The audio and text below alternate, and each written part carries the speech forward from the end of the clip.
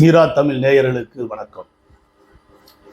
தமிழ்நாட்டில் இருந்து நாடாளுமன்ற மாநிலங்களவைக்கு மொத்தம் 18 பேர் தேர்ந்தெடுத்து அனுப்பப்படுகிறார்கள்.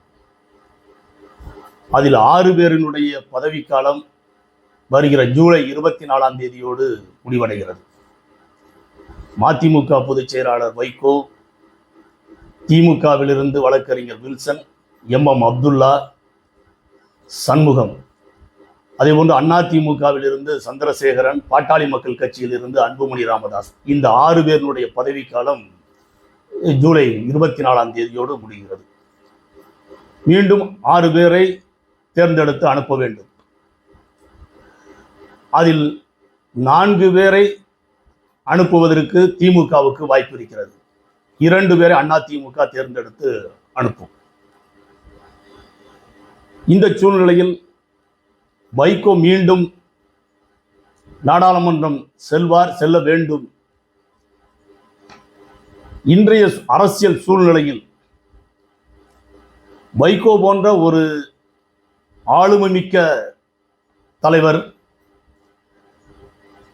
ஒரு கொள்கை உறுதி உண்ட தலைவர், வாதிடும் வல்லமை கொண்டவர் நாடாளுமன்றத்தில் இருப்பது காலத்தின் கட்டாயம் என்று திராவிட இயக்க பற்றாளர்களும் தமிழ் உணர்வாளர்களும் எண்ணிக்கொண்டிருந்த சூழ்நிலையில் நேற்றைக்கு முன்தினம் திமுகவின் தலைவரும் தமிழ்நாடு முதலமைச்சருமான மு.க. ஸ்டாலின் அவர்கள் திமுகவில் சார்பில் போட்டியிடுகின்ற 3 வேட்பாளர்களை அறிவித்திருக்கிறார்கள். ஒன்று ஏற்கனவே மாநிலங்களவை உறுப்பினராக இருந்த வழக்கறிஞர் வில்சன் அவர்கள், இன்னொன்று கவிஞர் சல்மா, இன்னொன்று சிவலிங்கம். அதேபோல ஒரு இடத்தை மக்கள் நீதி மையத்துக்கு கொடுத்திருக்கிறார்கள். வைகோ நாடாளுமன்றம் செல்வதற்கு வாய்ப்பில்லை.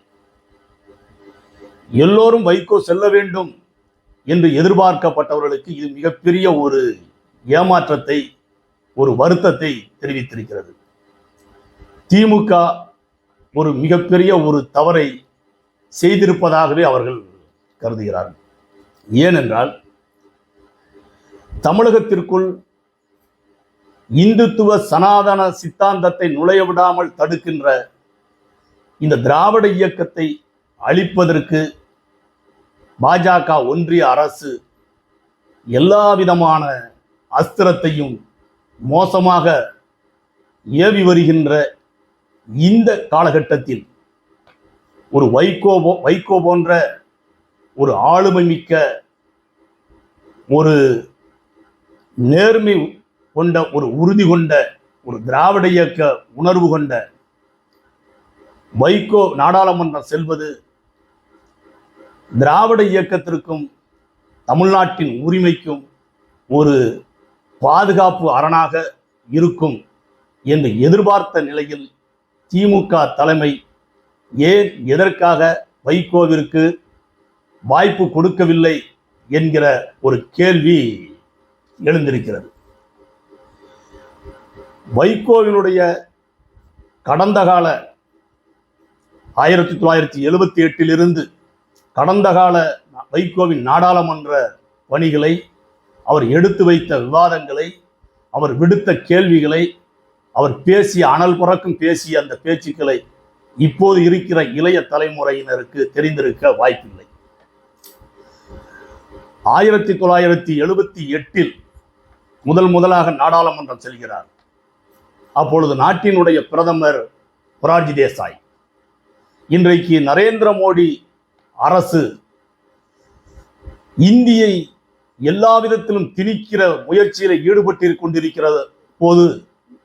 கொண்டிருக்கிறது மாதிரி அன்றைக்கு மொரார்ஜி தேசாய் அரசு இந்தியை திணிக்க முயற்சித்தது.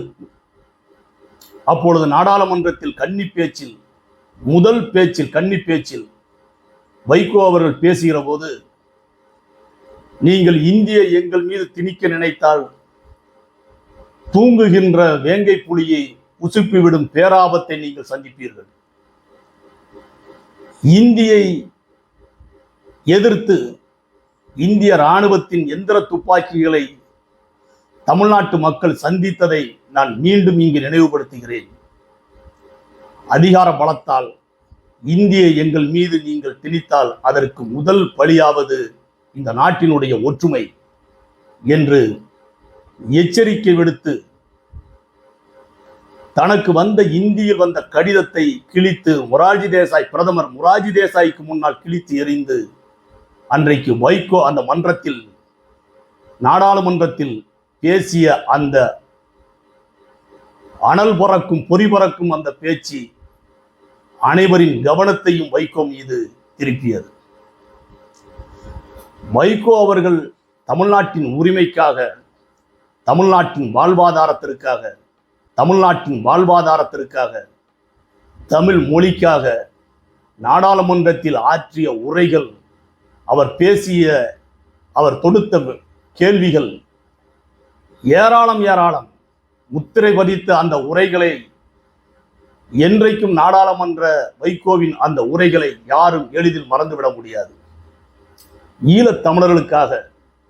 ஈழத்தமிழர் பிரச்சனை குறித்து நாடாளுமன்றத்தில் வைகோ உணர்ச்சி பொங்க இரத்தம் கசியும் இதயத்தின் குரலாக வைகோ வெடித்து பேசியதற்கு பிறகுதான் வடமாநிலத்து தலைவர்களுக்கு ஈழ பிரச்சனை குறித்த ஒரு புரிதலும் ஒரு பார்வையும் ஏற்பட்டது. அதுபோன்று காஷ்மீர் பிரச்சனை குறித்து, பாலஸ்தீன பிரச்சனை குறித்து, தேசிய இன விடுதலை குறித்து வைகோ அவர்கள் பேசியது என்பது எளிதில் யாரும் மறக்க முடியாதது. ஏனென்றால் நாடாளுமன்றம், மாநிலங்களவை என்பது ஒரு அறிவார்ந்த ஒரு சபை. வைகோ பேசாத, வைகோ தொடாத எந்த ஒரு பிரச்சனையும் இல்லை. அந்த அளவிற்கு இதய சுத்தியோடு, சுயநலம் இல்லாமல் வைகோ அவர்கள் நாடாளுமன்றத்தில் 30 ஆண்டு காலம் பணியாற்றி இருக்கிறார்.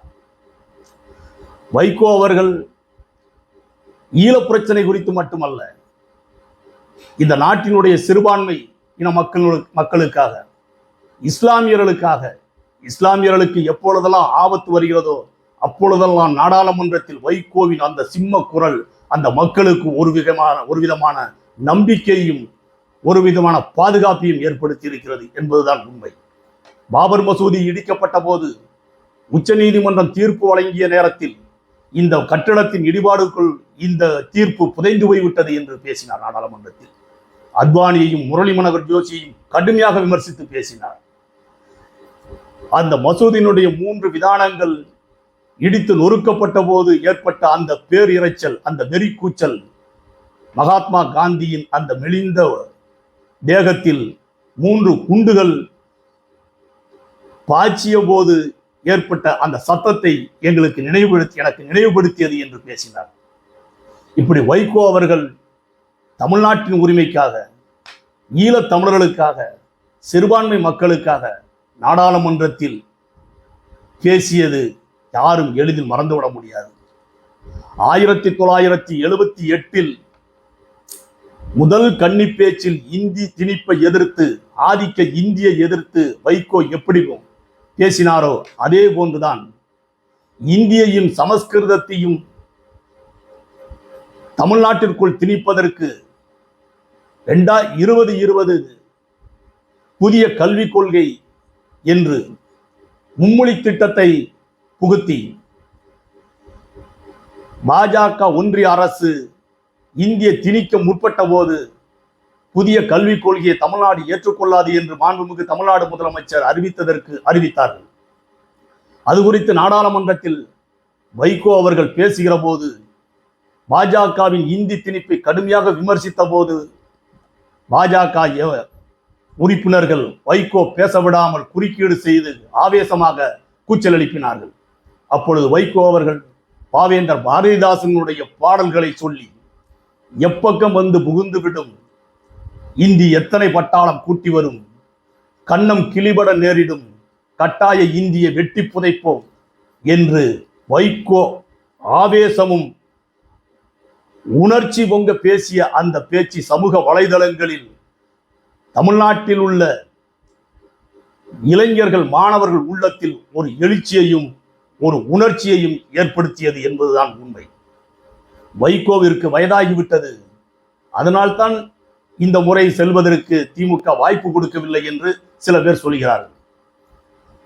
வைகோ அவர்களை பொறுத்தவரை வயது என்பது ஒரு எண்ணிக்கை மட்டும்தான். ஆபத்தும் பிரச்சனைகளும் இடர்பாடுகளும் சூழ்ந்து வருகிற போது வைகோ அவர்களுடைய அந்த செயல் விஸ்வரூபம் எடுக்கும். வைகோ அவர்கள் ஒரு ஒரு போராளியாகத்தான் தமிழ்நாட்டில் அடையாளப்படுத்தப்பட்டிருக்கிறார்.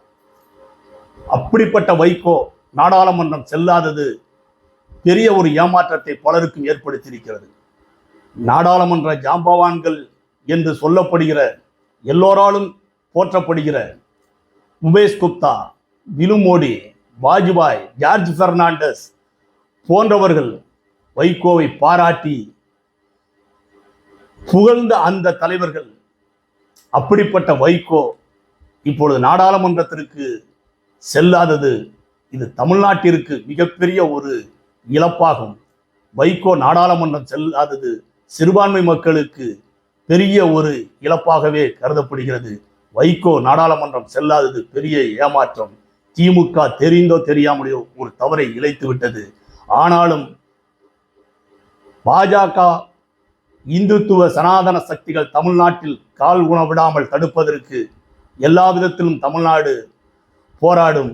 வைகோ அவர்களும் மதிமுகவும் அந்த கடமையை முன்னின்று செய்யும் என்றே நான் நினைக்கிறேன். நன்றி, வணக்கம்.